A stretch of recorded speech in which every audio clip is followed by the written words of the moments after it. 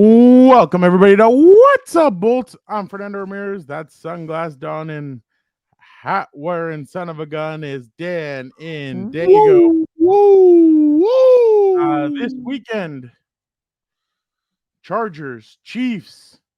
It all comes down to this win, and you're in, right, Dan? Shut up, idiot. Stop trying to give me false hope and trying to hype this up to be something other than it is, and that's a dumpster bowl. Well, this weekend, the Chargers have a chance to hit Patrick Mahomes, don't they? Yeah, right. Yeah, You know what? right. Let's see. Let's bring on Andy Reid and let's see. Coach Reid, will Patrick Mahomes play this weekend? Let's see what Andy Reid has to say. Look forward to the challenge of playing the Chargers. Giff has been put in that position as a head coach. The guys are playing hard for him, and that's we got to have a good week of preparation. I'm gonna go ahead and Pat won't play, so Blaine will take over at that spot, and then we'll rotate the other guys in as we go. So. But we look forward to the challenge of getting ready, and we got to make sure that we have a good week of preparation. That time's yours. Coach, you have a couple players who weren't practicing. Is it best to keep them completely out of the game, or do you want to rotate them as well? Yeah, I want them to rehab and get themselves ready to go as needed, So, but no difference. Stay aggressive on the rehab part of it, and we go from there. You have a couple guys who are close to like milestones or incentives. Is that a priority this week, getting those guys in those numbers? Yeah, it depends. Depends on what the milestone is. Let's say it's an 8th straight 1,000-yard season. We'll see how all that goes. Do they have what's the conversation like when you have those? Probably one-sided. So obviously, Patrick Mahomes will not play this weekend. It sounds like that was the only guy that Andy Reid said. Everybody else, it sounds like everybody else will be rotating in. So it'll be Blaine Gabbert versus Easton Stick this Sunday, just like everybody had predicted in May when the schedule came out. I'm sure I speak for all Charger fans where I say I did not think we'd be here at the end of the year, man. And the crazy part is, Dan, is that the Chiefs can't go anywhere from this point. I mean, they're locked into the third seed. The crazy part is, Dan, is that if the Bills beat the Miami Dolphins and some weirdo stuff happens, it could be Miami at Kansas City next weekend. Yeah, as the wild card team. That would be crazy. Yeah. That would be really crazy. But I mean, and we'll get into a little bit of this, but it'll be interesting to see what happens this weekend, because I mean, obviously it sounds like Travis Kelce should get some snaps here. Because I mean, and Andy Reid was asked about it. Kelce's kind of had a weird season. Yeah, that's not been good. He's 16 yards away from 1,000, and that would be his 1, 2. Then that's what he was asked. 1, 2, 3, 4, 5, 6, 7, 8th straight season, and that's what he was asked. He's like, "What about an 8th straight 1,000-yard season?" And that would be Travis Kelce. But it's still been a good year for him. It's just been different than in years past, and that's because it's been kind of a struggle. I mean, if you look at it right, and I have his stats right here. The touchdowns are the lowest it's been since 2019, and the yards are at its lowest point that it's been since 2017. So, and I mean, in 2017 they had Tyreek Hill. So at this point, they don't have Tyreek Hill. They don't have a Tyreek Hill. They're struggling on offense. They have not looked good in weeks. The last time that they probably looked good was against the Chargers, and the only reason is because Brandon Staley did some. Yeah. Did not do. I Did mean, not lock up Kelsey. That was the last. I mean, the last. Okay, against the Bills, 6 catches, 83. Against the Packers, 480 for 81. Against the Raiders, 6 for 91. The Raider game that they won, not the one that they lost. Yeah. But against the Chargers was the last time. He's only had 2 100-yard games this year. It was against the Broncos, the game that they won on Thursday night, 9 catches, 124. And then the one where he had that incredible first half against the Chargers. Yeah, then they like switched to man. 116 yards. Yeah. And then in the second half, they switched to man, and they kind of were able to control him a little bit more. He had 12 catches for 179 in the second half, in the whole game for a touchdown. So that'll be interesting. It'll be interesting to also. I'm sure Dan is wondering if Taylor Swift will be there as well. I am not wondering. I don't need any of that manure. It's already going to be a hard game to watch. But real quick, let's go right now and listen to Derwin James and hear a little bit from Derwin James. He's going to talk about not playing against Travis Kelce or not playing against Patrick Mahomes and getting to play against Travis Kelce and just kind of what those games are like. So let's hear. Dan, you're going to like this first part a lot. Should pull up the photo of when he body slammed his ass. Does that mean anything to you? Nah, we ain't in the playoffs. So, no. Get the Chiefs probably at their best. Is that something you're thinking about? No Mahomes possibly? I definitely wanted to play him. I definitely want to. Every time I want to compete against the best. But like I said, whoever they show up out there, man, we got a job to do, and I can't wait to get out there. How disappointing would it be if your friend Travis wasn't out there? I like playing against Travis. It's a lot of fun. So it's a lot of fun. We play great player, and like I say, it's gonna be there soon.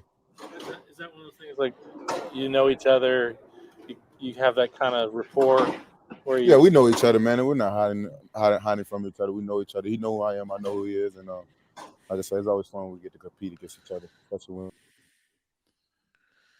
So in that first part, because you were still yapping. He was asked, how does it feel being close to getting to 100 tackles? Does that mean anything? And he said, no, because we're not in the playoffs. Yeah, exactly. It's like that. And that's the thing, right? Like, I don't understand really where all this Derwin hate's been coming from lately. I understand there's been some missed tackles and miscues and stuff like that. But I mean, that's going to happen when, the defense isn't clicking. I still think he has he's to pick up a lot of that slack. Exactly. And they're asking him to play hero ball, which that shouldn't be the case. But I still think Derwin James is a high player. I think he brings a lot to the table that people underestimate. I think he needs to come back next year more than anything because of leadership and everything else. And I think you get in the right head coach, he's going to be a focal point. And I know, as an offensive line coach, it's hard for me to say this, but he's going to be a focal point of that defense, even from the safety position, because he brings that physicality. He brings that leadership. And those are the type of guys you want in the locker room, I'm sure. I can't imagine right now how hard of a job Derwin James has as a team captain, as a leader and everything else, trying to motivate the guys for essentially the last game of the season. That means, absolutely nothing except for draft boards in future and obviously in future things that doesn't really. We all know who Charger fans want. In a sense, this guy's your Patrick Willis. Yeah. Everybody knows who the Charger fans want as their next head coach. If we're looking at it from that vantage point, this guy's your Patrick Willis. I wish they would move him in the box a few times, like in the middle. I would love to see that. That would be interesting to see. But this guy's basically your Patrick Willis. He's the heart and soul of this defense. Yeah, and he's gonna bring the hammer too every time he gets a shot. Yeah. So that was basically what he had to say about that. For the Charger side of things. Let's go to Giff Smith and hear what he has to say about. I love hearing his press conferences. Some of the guys that are kind of questionable, and guys like Joey Bosa and Keenan Allen that haven't played yet. Keenan, Joey, back this year. those guys, honestly, they haven't progressed their bodies like we thought they would, and they thought it would. So I think chances are probably slim. I'm not going to rule anybody out on a Wednesday, but it's been a Wednesday. while since they played the game, so it'll probably be difficult. Same for anyone else that's injured, kind of to Zion, or are they different? No, I think they're different, and they're working on the side right now, and we'll just see how it goes day by day. But I see them differently than the other two. Protocol, or he's not out, but he's progressing through it. Had a good day, and we'll see how it goes.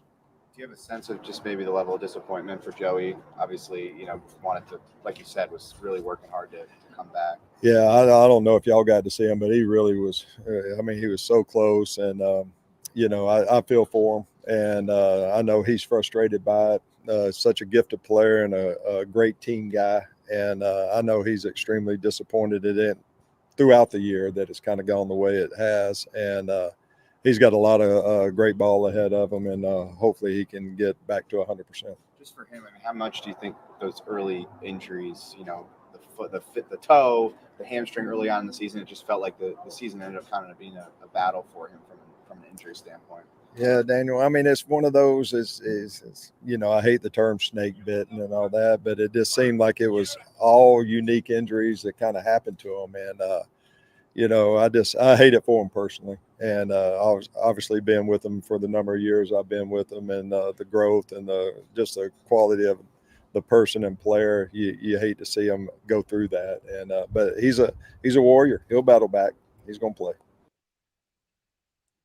So from what we got garner from Giff Smith is that Joey and Keenan Allen, as of right now, will not be going on Sunday. And I mean, in a sense, they kind of do give you a better chance to win. Yeah. So, for someone in Keenan's position, like, I would rather save my body, especially if he's going to try and give it another go next year. Like, there's no sense in wasting. Well, I don't want to say wasting time, because that's kind of like messed up, like he's abandoning his teammates. But I wouldn't come back at all, especially if he's not 100%. I mean, Herbert was in, and you were fighting for a playoff spot. All right, you'll tough it out, but not for this. There's no point. Yeah, no.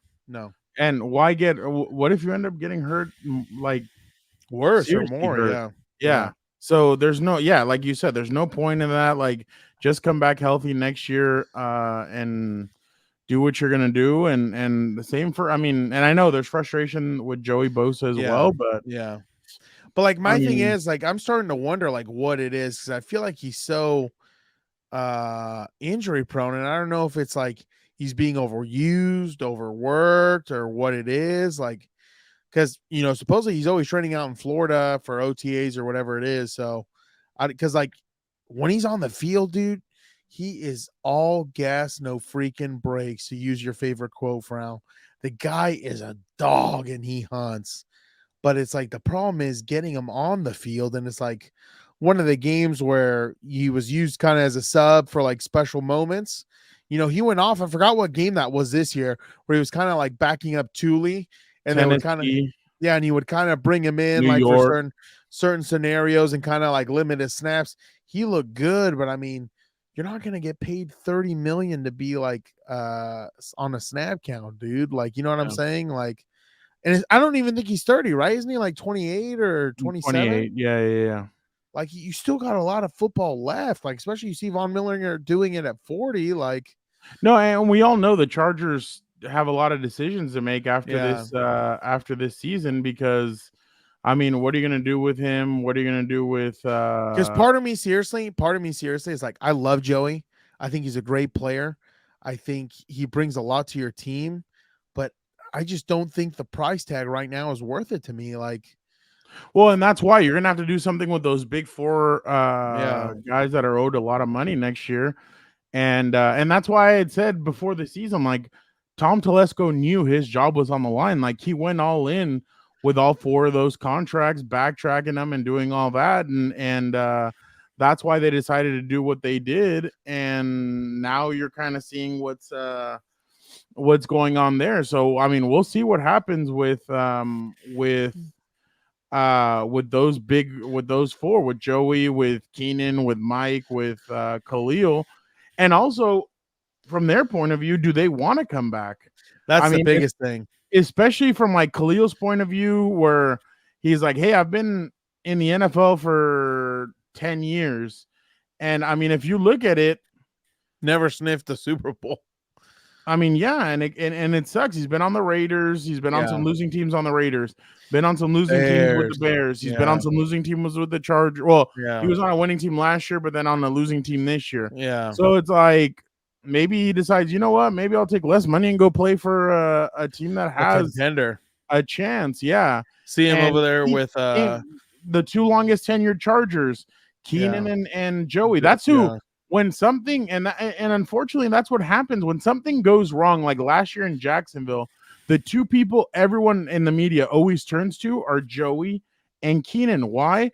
Because Joey and Keenan are the guys that everybody knows are the longest tenured Chargers, and they've been through this shit.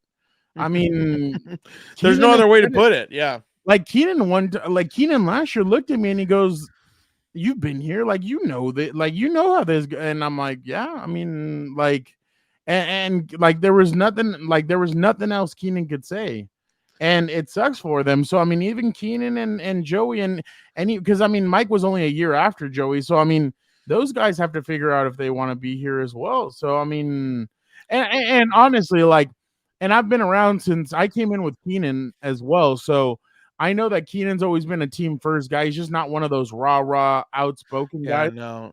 Keenan's team first, Mike team first. Even though people don't see it from Joey's team first as well. For the last few years, especially during training camp, he would pull Chris Rumph off to the side. He would pull this year it was Thule who would pull off. He's always pulled off like the young pass rushers, spoke to them, young players, guys like that. I mean, hell, Joey was one of the ones telling me like, hey, you need to watch out for 10. Like 10's going to be special.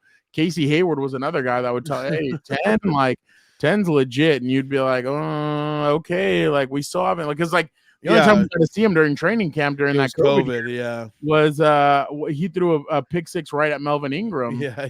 So we hadn't really seen much from him. So going back to what you were saying, I think the only thing people are thinking about right now about Joey Bosa is the video of him eating cereal at the I forgot what game that was. If I was the Ravens, but that he had a foot injury. Like what did people want him to like? Take a bench where people sit on the bench, like I mean, like honestly, too. The biggest thing is honestly, I'm a Raisin Bran guy. I like Raisin Bran. So what? You guys are gonna shit on me eat some cereal. I want some dessert. Give me some Lucky Charms. Some no, that's Golden too much. You know how many calories are in that? I know. I need to be better. After I get back from Nashville, I'll be better. I have 30 days. No contract negotiations. Oh yeah, sorry, contract negotiations. That's gonna be one of them. I need. Are you gonna take Gilberto to the cleaners? Oh yeah, I'm taking everything he has. No cats though. I don't want that. I don't want those things. I'm taking everything he has. But and that's the thing, and that's why you need somebody to like change the culture. Like you need somebody to come in and honestly, when Brandon Staley first came in, he said all the right things. Yeah, he said like they brought me in to stop 15. Yeah. And the first game, he gave a lot of people hope. Yeah. You went in there, you put your balls on the table and you said, we're not scared of you. Yeah. 4th and 5 with the win. And Gilbert and I were both there. The wind was blowing crazy. Like Tristan Vizcaino was the kicker and he had missed an extra point. And they decided to not kick the field goal and they decided to go for it on 4th and 4. And then there's a false start. It turns into a 4th and 9. Herbert throws a Jalen Guyton. There's a pass interference. They go down the field. They score a touchdown. They go up. Mahomes gets the ball back. Mahomes throws it up. I thought it was going to be a pass interference or something called. I thought he had just thrown it up. Yeah. And Alohi Gilman picks it off. And then the Chargers like basically end the game there. And I'm like, whoa, like, okay, maybe that was like a staple win. But then there was just like instances where you're like, there was a lot of stupid losses. Yeah, there was too many flashes of brilliance, and then mediocrity. And then let's go to the Raiders game. Yeah, your defense, like that was the year that they were doing the whole thing with Kenneth Murray of outs. Was that the year where they were moving him in between outside like linebacker edge or and- whatever? Yeah, and that by edge? far was terrible. That was a terrible decision. But then in that game, you decide to move him back inside. Yeah, and he was in there. And there was then- someone else who was starting over him. I can't remember. Oh, maybe it was Kaiser White or somebody. It was Kaiser. And then on the final drive, Kaiser wasn't on the field at all, and it was him inside. The question was, it's like, what? Kaiser White, Drew Tranquil, and him. Like, what was going on with that whole rotation? Oh, yeah. But that wasn't the point. When Mike Williams scored that touchdown with no time left, I thought, because that Austin Eckler play, that was dumb. Like, oh yeah, the 4th and 1 on your own. The 4th 20, and 2 or 1 or whatever, and then on your own side, they scored a touchdown. Okay, you get past that. The fact that you did not go for 2 after Mike, like I would not have trusted my defense to go for that. I thought the same in thing, overtime. dude. Your defense was gassed. Your defense had given up a lot of plays in that game. Yep. I would not have trusted. Like Staley in that. I actually thought that first year, and I mean, I'll be honest. That year, I thought, wow, okay, Staley's showing some stuff that we hadn't really seen. Like he had taken a lot of risks, and you're like, okay, like I thought there was a reason to take the risk. 2022, he decided I think somebody told him like, hey, you need to scale it back, dude. Like did a lot of, but in 2021. If he doesn't take a lot of risks, they only have 5 wins. Yeah, they would have had 5 wins or less. Yeah, maybe. yeah. But going back to that Raider game, like I thought that was a risk he needed to take, and they probably they would have come because the Raiders defense was gas at that point. Even that Mike Williams was gas on that play, in my opinion. The one where he on that 4th down, 4th and 21 or something. No. The one where Herbert throws it, arms it to him, and he had kind of open lane to the side, and he gets caught in overtime. Yeah. And then they end up kicking the field goal, and then that's when Josh Jacobs ran out the clock, and then they kicked that field goal to win it. I thought they should have just won the game on that 2-point. Live and die by it. F it. That was your whole season. That was the mantra. Yeah. Just go in there, do the 2-point. Hell, you were away. That way you had come back from being down with 4 minutes left. There was like 5 minutes left. You were already down by 2 touchdowns. You came back. I would have just done your best 2-point conversion. Especially the son of Odin was hot. Especially because that Chargers team, I'm just going to be completely honest. I thought they could have. I think because remember they went into Cincinnati and they bull rushed Cincinnati. Yeah. I think because I don't know. I think they would have gone into Buffalo or they would have gone somewhere else. I think they could have done some damage that year. But I mean, I know we're reminiscing and talking about old stuff, but that's because you got Blaine Gabbert versus Easton Stick. Yeah. But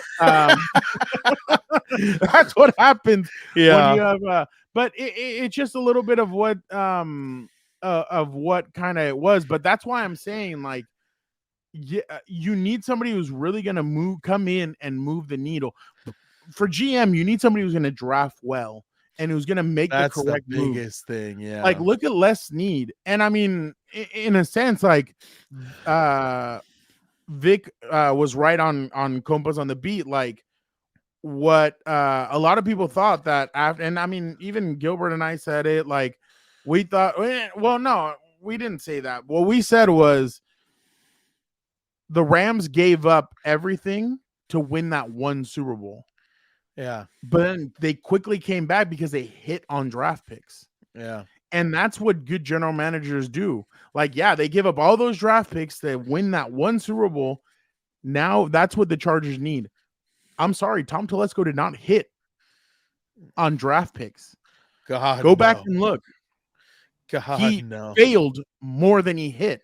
And I'm just being completely honest. I'd even argue against the hits, dude. Like, I've already said this. I'm not going to beat a dead horse, especially because he's already gone. Don't kick him. No, yeah, but I'm just saying, like, you need somebody who's going to hit on. A lot of it was either we were so bad we had a top 5 pick, or people just slid to him. And it's like, I understand, he could have made a mistake and picked someone else instead of the people who were sliding. That turned out to be good. But I mean, still, like, I was not a huge fan of his at all. Like, Yeah, well, in I'm my just opinion. saying, like, you need somebody who's gonna like the way you fill out depth is third, Late rounds. fourth, fifth, Late rounds. sixth, seventh, eighth. Like Because that either is how you way, fill out your depth. like I think it's asking a lot of Thule to be a starter at, what is he, like 21, 22 years old? Like, and he was like a second round pick or third or whatever it is. Guess who Like, just texted me? who texted you? Karen. She says Alohi stays. Oh, that's all right. Hey, get in the comments. That's what I said. I personally don't see it. I don't understand. Like, you'd hope you could find someone better, but that's just my opinion. I don't think he covers well. I don't think he tackles well. Sure, sometimes he'll get a few turnovers, but it's not consistent enough, in my opinion. And I think you need to really find someone for Derwin. But I was going to tell you this. I think he'd be a good third, like, yeah. You want to rotate him 3 or not a starter though. I don't think he's a starter. Maybe a depth piece, sure. But I was going to say, I think if you get Jim, I think a lot of these guys will restructure and come in because I think they're going to want to play for him. And I think he's going to hopefully do something that hasn't been done in a while. So, but I mean, we'll see. Charger fans watching the Rose Bowl as if Jim Harbaugh was their head coach. Yeah, but hey, it's the same colors. It's the same colors. Does the natty count? I thought this was hilarious. Dude, I just think it just pisses me off. Like, today I saw something on Twitter that was talking about Sid Gilman, Hall of Fame head coach for the Chargers. And it was like, oh, yeah, he won an AFL championship. I'm like, God damn it. I hate that. They have like, I don't know how many AFL championships they've won. Obviously, it doesn't mean diddly squat because there's no Lombardis in the trophy case. But I'm like, by the way, shout out to Karen. We love Karen. Karen's shout out Karen. Shout out Karen. Day one supporter. We Day one. Yeah, exactly. Oh, Dan's going back to Monday Night Raw. So yeah. but definitely it's gonna be interesting to see what transpires in the next few days, because I mean, after the Chargers game, that next day is the national championship between Michigan and Washington, and that Tuesday is going to be very interesting after that game. Because no, you know what's going to be interesting? The post-game interview with Harbaugh. Oh yeah, win or lose. Hopefully they win, but I mean, if they win, it's going to be a lot more interesting. If they lose, you don't want to tick the guy off, but people have reporters don't care. Yeah, exactly. Well, yeah, no, but they have their favorites. So either way, I think Michigan will beat them. You don't beat Ohio State, and you don't beat Alabama to lose. To Washington. It just seems like because of who they've beaten, you kind of have like that momentum. Yeah, you have that path, but definitely, I think it's gonna start heating. Obviously it's the end of the season, but as soon as this game's over, like it really starts heating up. I think if he wins, the Chargers don't have to do anything. Like, it's not like everybody's wondering like for Monday, is he gonna get fired? Yeah, it's like already done. But you know what's the craziest part to me, right? Is like last year it was Sean Payton. This year it's Jim Harbaugh. So it's like it seems like it. Well, it seems like it. Well, I mean, both were dominant narratives. He could go back to Michigan though. I know, but that's what I'm saying. Both are dominant narratives. Like, what I would be worried about, seriously, if I was a Charger fan or front office or whoever, what the hell are you going to do if he signs back with Michigan? Because that right there is going to put you in a tailspin, and you're going to, I hope they have a backup plan, but who knows if they're that forward thinking. But I think, and honestly, my opinion is a stooge. He wins the Natty. He's going to say, all right, I got this one. Now I need to go to the one that was robbed or eluded, or that has eluded him, or however you want to phrase it. Yeah. He wants to be like Steve Young and get that monkey off his back. He wants to go get a Super Bowl. 100%. Well, and not just that, but remember, he lost a big brother. That's what I'm saying. Oh, John's older? And I think John's older. I thought Jim was older. Either way, he lost to his brother, which that is not good, but and in the other, and in John Harbaugh is older. Oh, really? I didn't know John's 61. Jim is 50. Well, Jim is now 60. Just turned 60. Yeah. Yeah. Oh, I didn't know that. The thing is too, is that Jim had said, and obviously, again, I don't take what a lot of like insiders and all these other people say just because I've learned stuff within the business, but because Adam is a Michigan Wolverine guy, he said that Jim said he wanted to leave that place in a good place. And it's already in a good place. Like, you've beat Ohio State 3 years, in a row. Yeah. You've been here 3 times now in a row. But if he wins a national championship and he can ride off into the sunset, yes, he may pull a Pete Carroll in the sense of there may be a suspension looming. Yeah. And he's leaving before the suspension comes down, but hell, and I think somebody's going to take over for him, but they're going to leave Michigan in a good place. But now it's about, okay, you won your national championship. Now it's about going back into the NFL and trying to win your Super Bowl, trying to get what you've never had before and trying to get it. And that's why I think, like, because I heard the Raider, I saw Vinny Bonsignore's story and everything. Yeah. But the thing is, and this is my honest opinion, are you really gonna pull the rug from underneath the players twice in a row? Yeah. You already did it with Rich Bisaccia a couple of years ago. Yeah. And you went to go get Josh McDaniels, and we all know how that turned out. Yeah. Are you gonna? And here is your star player, and I don't know what's gonna happen. I don't know what's going to happen with Davante Adams as soon as the season's over. Will they trade him to the Jets? Will he want out? Will he go somewhere else? Who knows? But this is Davante Adams talking about Antonio Pierce after practice. Yeah, I mean, it's obviously who I wanted. That's my vote, and I've been vocal about that, and that's that's basically how the whole locker room feels, and with good reason. I mean, he's come in and done a great job, and he's continued to win us over. It's not just the comfortable thing. I think having AP here will be it'll be good for this organization.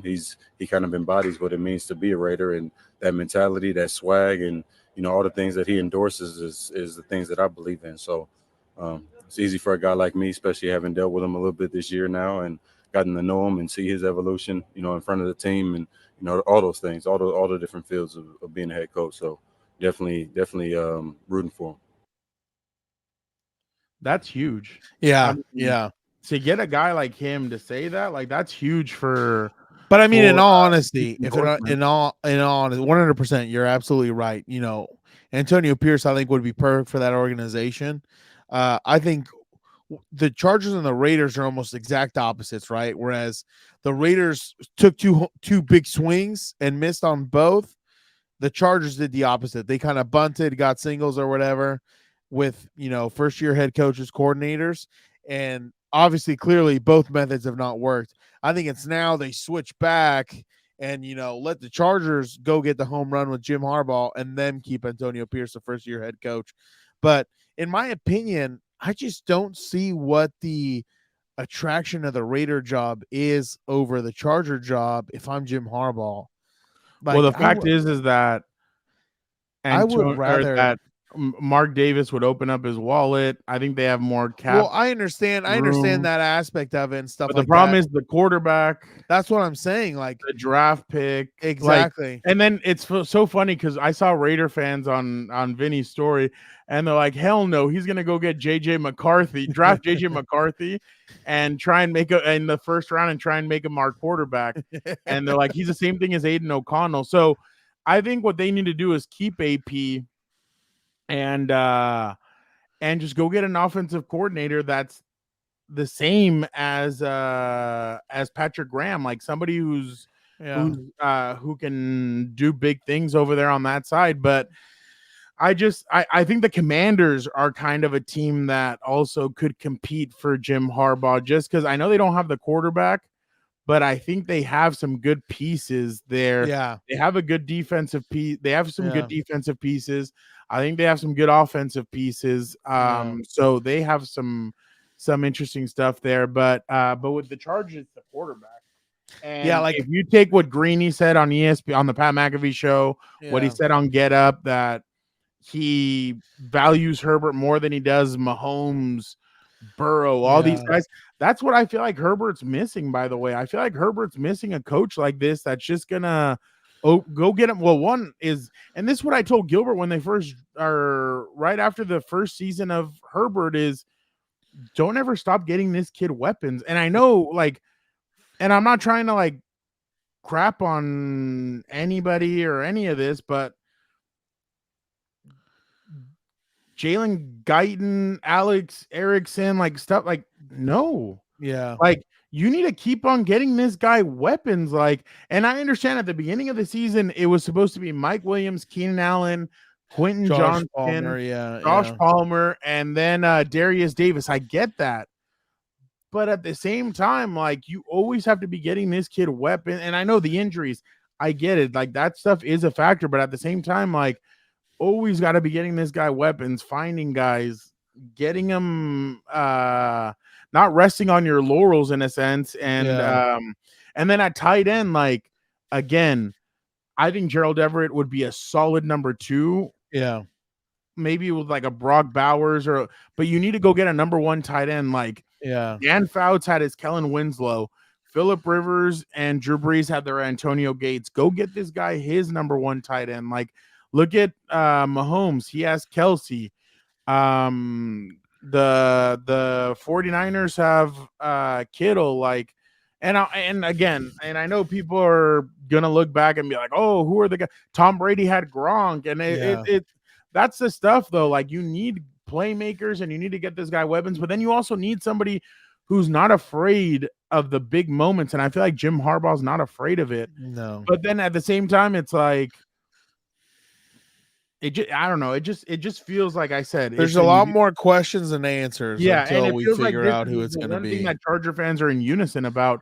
Yeah, but I mean, we'll see. And I hate spending so much time on talking about Harbaugh because it feels like if he isn't the guy and it ends up being, because I mean, in my opinion, and I'm just going to be completely honest, for some reason it feels like it's going to end up being Dan Quinn. Because I feel like that kind of feels like a Chargers move where it's Dan Quinn. They get to keep Kellen Moore as the offensive coordinator. They don't have to fire him and keep on paying him in a sense. They get to keep the quarterback's coach. He handles the offense while Quinn handles the defense and the overseeing. Dan Quinn's been he's been a head coach before.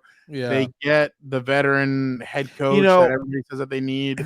And it's funny too, because I mean, I saw something about that on Twitter and they were like, this guy lost 28-3 in the Super Bowl and you want to bring him to the Chargers? Isn't that the most chargering thing or something like that? And I was like, I understand that point, but I mean, like in my mind, the guy turned around the Atlanta Falcons. Like, if I remember correctly, there were nobody with, Mr. Pringle Man or whatever his name was. I already forgot what his name was. I don't remember them being that good. The Falcons when Quinn took over. I don't remember the Falcons being that good with, what was his name? Was it Arthur Smith is right now. It was Are you talking about the owner? No, I'm talking about the head coach before Quinn took over. He was a white guy. I thought he had a mustache. I don't remember them being that good before he took them over. And when he took them over, he turned them into a championship squad. He turned them into a championship team. They were dominant. Well, obviously not dominant, but they were in the playoffs. But they were in the playoffs several years. Smith. You're talking about Mike Smith. Mike Smith. Yeah, Mike Smith. I don't remember them being that good under him at all. They were good with Dan Reeves. They made it to a Super Bowl with Dan Reeves. Oh, okay. Yeah, but that was like what, the 90s or early 2000s? Yeah, and then it was Dan Reeves and then Jim Mora and then debacle that was Bobby Petrino, then Mike Smith, then Dan Quinn, then Raheem Morris, and then Raheem Morris was the head coach there at one point? Yeah, I think he was the interim though. Oh, okay. Yeah, probably interim for Dan Quinn, but I mean, Dan Quinn, again, turned that team around. I understand the Super Bowl went the way it went. Part of me puts that a little more on Shanahan also, but Dan Reeves did not make it they made it to an NFC championship. Oh, okay. My bad. They didn't make it to a Super Bowl. Like, I don't think Dan Quinn would be the worst thing in my opinion. Like, I think, I saw one thing floating around that it was probably Bieniemy or Harbaugh, just because they're both former Chargers. I still don't think you should get a first-year head coach, even though everybody is all hot and bothered with Bieniemy that he should be a head coach and other things like that. I just don't know, in my opinion, if you'd go get him. But I think if it's not Jim Harbaugh, I think it's going to be a tough pill to swallow for a lot of fans, and I think it's going to be tough to sell tickets like that. Well, and I mean, that's the thing is that like we've heard from a lot of different people that the Chargers are trying to take that cheap narrative off of them. That because I mean, you are in LA, you can't do that. Like the Clippers are about to open their new stadium. You still have to compete against the Rams, the Lakers, the Dodgers. Like Shohei Ohtani just went to the Dodgers. Yeah. You have the Lakers, you have the Clippers. Like you have a lot to compete with in LA. And I mean, you've made some nice headway with Justin Herbert, but you need more. Like you need a win. A player's not going to do it enough. You need a win. Exactly. So like if you got Jim Harbaugh, like the media circus would be nuts with Jim Harbaugh. Yeah. And I mean, I'm telling you right now, Jim Harbaugh's not going to say a lot. Yeah, but he's going to bring the aura, the swagger, dude. Yeah, the khakis, the sweater, Frau, the gloves. Yeah, so it's going to be. I kid you not. I can't wait, and I hope it happens that he gets hired. I can't wait for the first Sunday where he's hitting Herbert on the pad, smiling, getting all excited, and everything else. Like that's going to be an awesome photo. Oh, that would be interesting. Yeah. But yeah, I mean it's going to be interesting to see what happens in the next few days, but they just need to they really need to hit a home run. This is a really important hire for them because a lot rides on this, especially with what's coming up. I mean, you have, and again, like Gilbert and I were discussing this, like, yeah, it might be a short marriage, but what if in that short 4-year marriage, he wins you a Super Gilbert? And you weren't in here when he said it, but he's like, well, what if like Jim can get you to a Super Bowl? Like that's better than anything you've done. And I'm like, I don't know if no, getting there's not enough. Yeah, that's what I was saying. He's like, well, what if he wins you one? And that's what I was telling Gilbert. I'm like, if he wins you one, like like after that, like who cares what happens? Who gives a shit? I'm going out on my back. He won you one. Like that's all that matters. So I mean, we'll see what happens, but I just have to like I said, this is going to be really interesting. What's going to happen the next few days, and it just feels like he needs to be the guy for the Chargers, and the Spanos family can't mess this up. It just feels like it'd be the perfect marriage for him. And like I said before, Greeny, like I said, I think it's going to end up being Dan Quinn just because of if history's taught us anything. Yeah. But I mean, we'll see. But again, Greeny did not send that out by accident. Like when you have relationships like that, you ask the person like, hey, is it okay if I say this? Yeah. Putting out feelers. Yeah. Harbaugh's people said, oh yeah. Or Harbaugh's people said, hey, remember when Harbaugh, go ahead and throw that out there. So yeah. I mean, and honestly, like I know a tough sell though, dude. Like in the comments, let us know what you think if Dan Quinn would be an easy sell for you or not.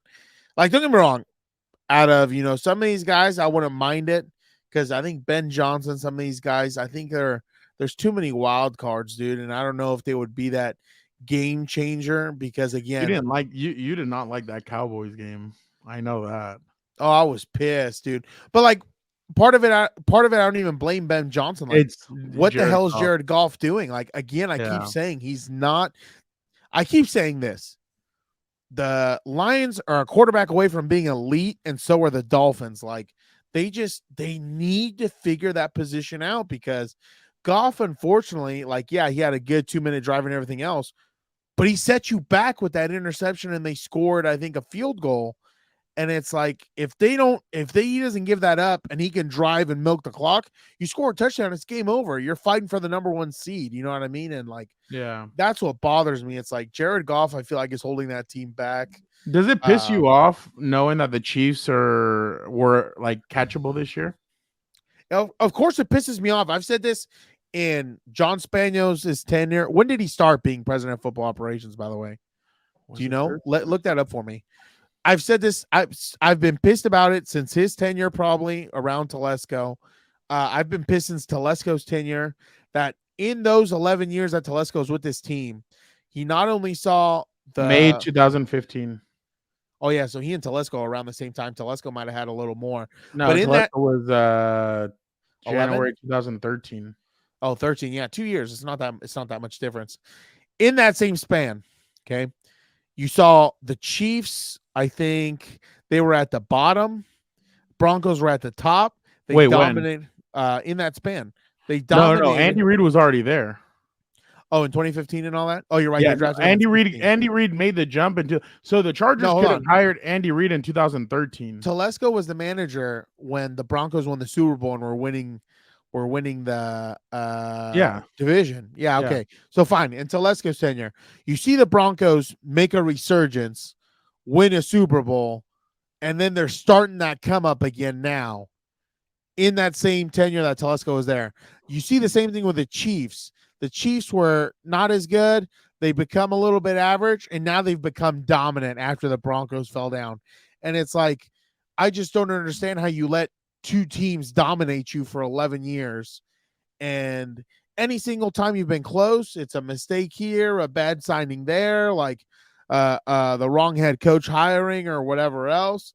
And it's just frustrating to see that. It's like these teams have these booms and busts, and after their bust on their way up, we still haven't figured it out because we're on a new head coach. So of course it's frustrating to me. I think we've been able to catch the Chiefs since basically Lynn's 12-4 year. That year pissed me off when some of the stupid things that they did. They were able to catch them, I think, Staley's second year where they or maybe the first year when they dropped a stupid game to the Texans. They dropped another game. They dropped too many games that are just idiotic. Like, of course it's frustrating because I've said it before. I don't think the Chiefs are as good as people think, especially now. I think they've always been catchable. The problem is the Chargers, especially under Telesco's tenure, love to hang on to players that they didn't need for whatever reason. They hung on to players too long, and it just never panned out. And it's like, of course it's frustrating to see. We're on our third head coach since probably Andy Reid's been there, or our fourth head coach since Andy Reid's been there. Like, it shows you where the organization is heading. Like, it's ridiculous. Yeah. All right. Well, just real quick, I'm not going to go through our usual thing because, I mean, give me a prediction. Who wins this weekend? Give me the Chiefs. We've seen what Andy Reid does with a backup. I'll say the Chiefs win as well. I'm honestly surprised at you. Why? I didn't think you would say the Chiefs would win. Well, I mean, what do you want me to say? We've seen what Andy Reid's done with a backup. He's beaten Phillip Rivers with a backup and a win-in-your-in game. He's, you know what? I remember that game. They almost won that other one. Yeah, that was the last game in San Diego, I think. No, that was a crap year. That was in Kansas City. Yeah, but I honestly thought you would be in what's it called? I thought you would be in solidarity though. About what? With your boy. Because right now the Chiefs are 10-6. So I thought you'd be in solidarity with your boy. Oh, Coach JB? Yeah. Chiefs Queendom! Can't wait for tomorrow's Coach JB show with Big Smitty. We're going in on this. I think I predicted the Chiefs record to be 10-7. Everyone said I was crazy and a hater. They're 9-6. They're going to be 10-7. Fuck boys. Peace. You're a dumbass. Absolute legend. I thought you'd be in solidarity with I just don't see it. They'll probably put up a fight and everything else, but no, and honestly, the Chargers need to hold on to that lose. draft pick. Let them lose. Let the Titans win, and hopefully we sneak in a few spots down. But it is what it is. Michigan or Washington? Give me Michigan, dude. Like I said, I was not I'm impressed a fan. with Penix though. I think Penix. Yeah, I don't he's know looked how. good. Yeah, I'm sorry. I'm maybe he'll taking fall to the Penix over Raiders. Caleb Williams. Yeah, maybe he'll fall to the Raiders. Come on, Frown. You saw his penthouse. You don't get a penthouse like that by mistake in L.A. I'm taking Michael Penix over Caleb. I'll tell you Williams. one thing. I hate, the college football playoff, in my opinion. Well, we're not going to have this problem next year because it's 12 teams, but I just don't like when they put I don't think a Pac-12 team is going to beat one of these guys. You know what I mean? That's just my opinion. Obviously, I'm not super into it like everybody else, but I still think, the best team was Georgia, and Georgia should have been in over Washington, my opinion. Washington's in the final. What are you yapping about? Yeah, because they beat Texas, but you're going to put Texas because they beat Alabama, I guess. So I'm good with. I'm just not a huge fan of the. Really I'm not a huge fan of the Pac-12. Like, I think if it would have been Georgia, Washington, Georgia probably steamrolls Washington. What are you going to say if Washington beats Michigan? Then I'm going to say, wow, my respects, my kudos to you. I'm going to say, I guess, they choked another one away, Michigan. I don't know. I just don't think you lose to I don't think you beat Ohio State. You beat Alabama, just a crapshoot with Washington. I think the national championship was played Alabama versus Michigan. And I think Washington's defense is a little bit it's sus. Yeah, so. yeah. They allowed like 30 points, dude, or whatever it was. But I just hope it's not, a massacre like we saw last year. That's the only thing I'm hoping that it's not. We appreciate you guys so much for checking out another episode of What's Up, Bolts. Thank you guys so much for checking it out. Dan and Daygo will be taking a little bit of a leave of absence. We'll see if we're able to get them next week or not. But make sure you guys are on the lookout for when we drop another episode. May have to have Hilberto tag in for Dan and Daygo, but we'll see what happens. But again, thank you guys so much for rocking with us. Make sure you guys hit the notification so you know when any episode drops. Make sure you like, comment, subscribe. Make sure you be a compa, tell a compa about what your compas on the beat are doing. Thank you guys so much. Have a good rest of your week and have a great weekend. Thank you guys so much.